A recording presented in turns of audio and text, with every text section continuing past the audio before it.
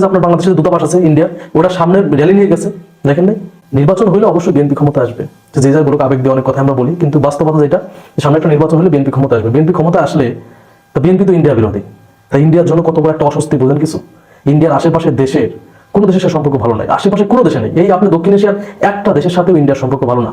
শুধু বাংলাদেশের সাথে সম্পর্ক ভালো ছিল কার জন্য? হাসিনার জন্য। সে হাসিনা চলে গেছে, এখন আশেপাশে সব দেশের সাথে বন্ধুত্ব হারাই কোনো দেশের সম্পর্ক নাই, একদম দিশেহারা হয়ে পড়ছে মোদি। এদিক দিয়ে মোদি দিশেহারা হয়েছে, এই অঞ্চলে তার কোনো বন্ধু নাই। এটা দেখে আমেরিকাও মেনে নিতে পারতেছে না, কারণ আমেরিকার তো একটা স্বার্থ আছে ইন্ডিয়াকে নিয়ে। তো দেখেন, ইন্ডিয়াকে নিতে স্বার্থ আছে, এখন ইন্ডিয়া ব্যর্থ হইলে আমেরিকা তো ব্যর্থ হবে। তো মোদির জন্যই ভুলগুলা হয়েছে, তো মোদিকে রাখবে না। মোদি কিন্তু অলরেডি আমেরিকা চাপ দেওয়া শুরু করছে। আমি জানি না পাকিস্তান কতটা ক্ষতি করছে, চায়না কতটা ক্ষতি করছে ইন্ডিয়ার, আমি জানি না। কিন্তু ইন্ডিয়ার সব থেকে বড় ক্ষতি হবে যদি বাংলাদেশ ইন্ডিয়ার হাতছাড়া হয়ে যায়। আর বাংলাদেশ ইন্ডিয়ার হাতছাড়া অলরেডি 90% হয়ে গেছে।